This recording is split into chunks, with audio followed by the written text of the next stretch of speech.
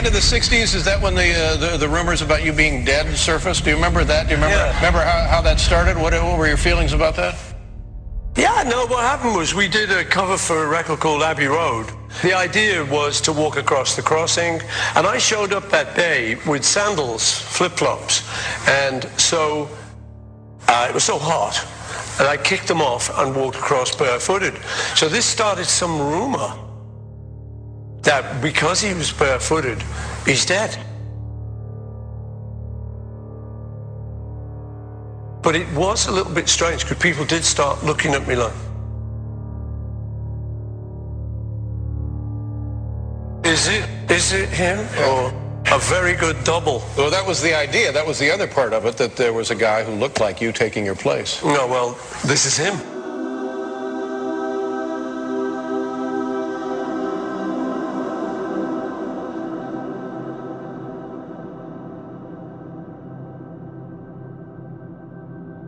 Or is it?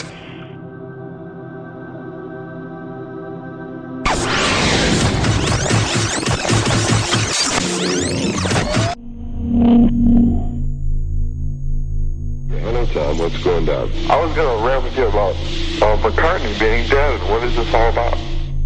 In October 1969, a disc jockey in Detroit received a call from a listener explaining that if some Beatles songs were listened to closely, clues would be heard. Number 9. Revolution number 9, that's it.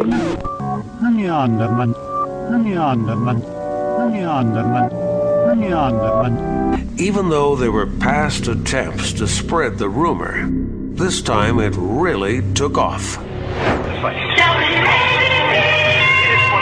the hour at 1 o'clock WABC chime time. The fact that there's something very strange about the Beatle Paul. The fact that the Beatle Paul may be dead. McCartney was killed 3 years ago in an auto accident and a double put in his place. That a rumor had circulated through London that Beatle Paul McCartney had been killed in a car crash on the M1 motorway. There arose a rumor that Paul was really not Paul, but an imposter. Theory on Paul's death says he was out alone in his Aston Martin. He crashed and was decapitated. A Paul McCartney look-alike has been impersonating him ever since. The fans say they can prove it in the songs, in the jackets to the record albums, and in other places. Clues by the dozen are lurking. 3 of the Beatles wear a red rose, while McCartney wears a black rose. Paul is the only one standing with his back to the camera. Inside the cover, McCartney's look-alike is wearing an armband with the letters OPD, which in England means officially pronounced dead. The McCartney situation is real. They replaced him with somebody special and did some plastic surgery. Calipers on the bridge of the nose will show that there were not 1 but 2. Did the measurements and everything. My Lord, there are 2. Then we got Dr. Henry Truby. Dr. Henry Truby. Somebody else was singing at a time when the fans and when the label would indicate that it was Paul McCartney. Are you really telling us that the original Paul McCartney was not the later Paul McCartney, that there really was a double? It really is. It's more like it. Come on! It's the best Paul McCartney we've had. Refined, cleaned, groomed, and had more talent than the first one.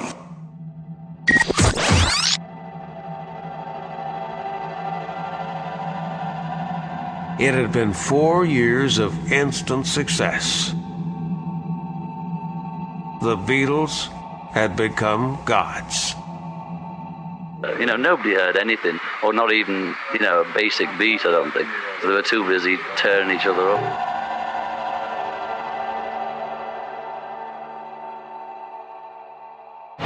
I have prepared a statement which I will read, which has had John Lennon's absolute approval this afternoon with myself by telephone.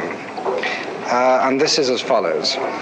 The quote which John Lennon made to a London columnist more than 3 months ago has been quoted and represented entirely out of context.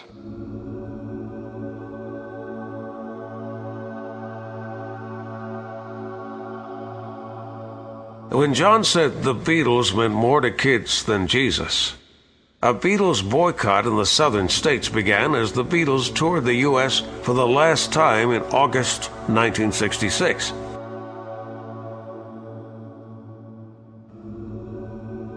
They burned their records and spit on their images.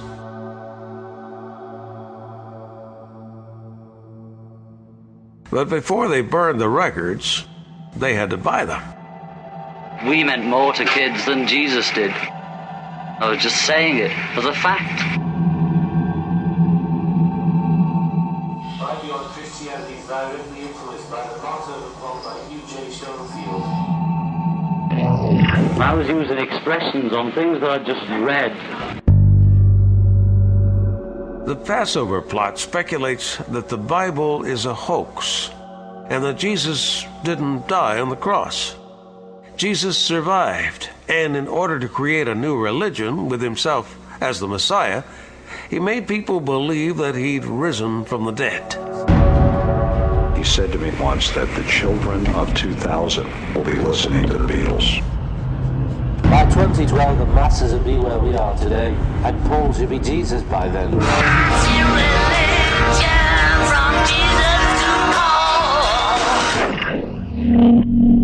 On August the 29th, 1966, the Beatles took the stage for the final date of their third sellout tour of America.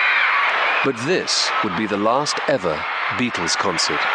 We were just tired, you know. It had been 4 years legging around screaming in this mania, you know, that we weren't going to tour again. We said, well, what are we going to do? Like, announce it? The Beatles have given up touring. We said, no, just don't say anything. But I was really too scared to walk away. I was thinking, well, this is like the end, really. You know, there's no more touring. And I was dead nervous, so I said yes to Dick Lester, that I would make this movie with him. I went to Almeria, Spain for 6 weeks. Ringo came to Spain when John and I were down there. George, like I said, was doing the Indian stuff. What was Paul doing? I don't know what he was doing. Tuesday, September 13th, 1966, the Melody Makers Awards would be the last time a camera caught a glimpse of Paul McCartney for the next 3 months. Because of Paul's absence, rumors suggested he'd left the band and the Beatles were breaking up. Beatles manager Brian Epstein had to make a statement on October 3rd, denying that Paul had left the band, but confirming they would never perform live in concert ever again.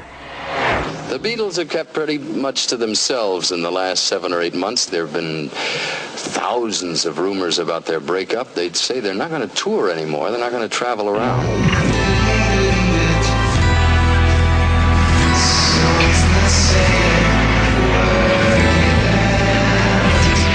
Can I have a word? Are the Beatles going to go their own ways in 1967? They could be, you know, on our own or together. We're always involved with each other, whatever we're doing. I mean, Do you foresee a time when, in fact, the Beatles won't be together and that you'll all be on your own? No. Do you get? Have you got tired of each other? No.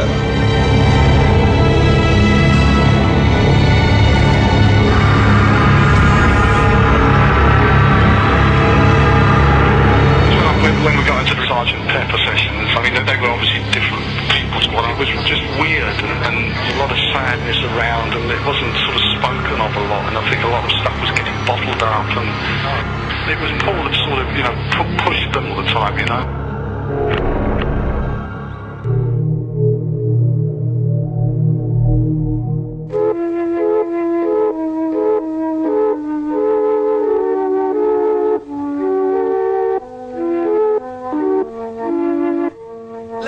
Take you down, 'cause I'm going to strawberry fields. Nothing is real, you're significant. Slavey rebels.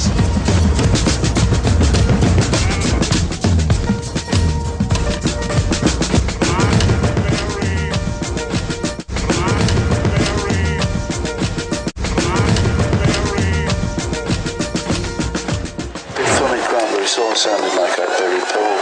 But we didn't even think of that. Of course, there's a slight chance that John did that telling you. End of strawberry fields, I'm saying cranberry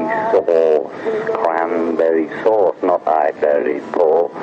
And the rumour was started, obviously, by some madman.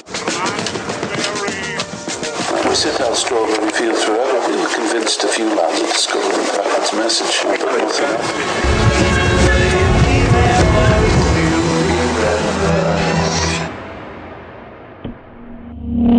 When the Liverpool people came here to London, they brought with them the freedom, the money they've made. A centre is what is needed. That's what the bookshop here in Indica was designed. But the bookshop wasn't enough. A newspaper seemed to be the only way to get them all to meet. One of the staff members and a co-founder held a competition in the first issue of the newspaper.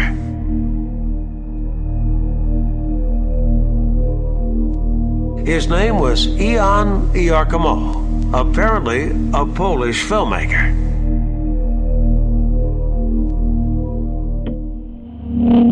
The same Jan Iarkomo who ran this ad in the next issue.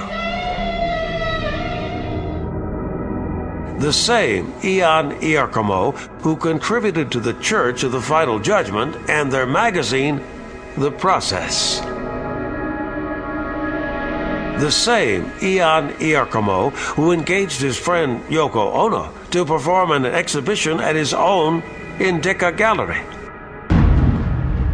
She was having a show at this gallery. So anyway, I finally got to this show, and she had all these things on, like all these like hammer nail things, and that clock there, you listen to it through a stethoscope, all the things. There was this ladder and a thing on the ceiling. So I climbed the ladder, and on the ceiling it said, yes. But it said yes, and that was enough, you know. And then she came up and said she didn't know who I was. Neither of them know about it. Yoko came round to my house. She knew who the Beatles were because She had met him. she met you. Yeah. She knew of the Beatles. Neither of them know about it. I don't know, you But know. of course, I mean, if she knocked on your door, she knew you were a Beatle.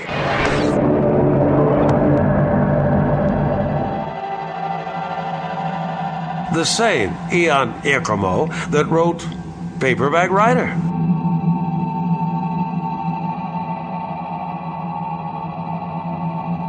The same Jan Iarkomo whose name backwards sounds like, listen, Jan Iarkomo, Jan Iarkomo, Paul McCartney, Paul McCartney. So Miles anyway turned me on to a lot of that International Times, Evergreen, all those little things. Lots of very far out, and we used to do a lot of that. This means that someone like Paul McCartney is on the scene and have supported it in both direct and indirect ways, and will probably say we have the same concept of freedom as he does. I've all found a certain similarity in their aims, more intimate and direct. So way before John met Yoko and got avant-garde, I was like the avant-garde London bachelor with Miles, my pad in St. John's Wood. I was making like 8 movies and we were showing them to Antonioni. I was into quite a sort of heavy avant-garde trip. I'd sit with Burroughs in a basement, and I remember sitting around with Burroughs, you know, to do little tapes and backward crazy stuff. Sell out your sons forever.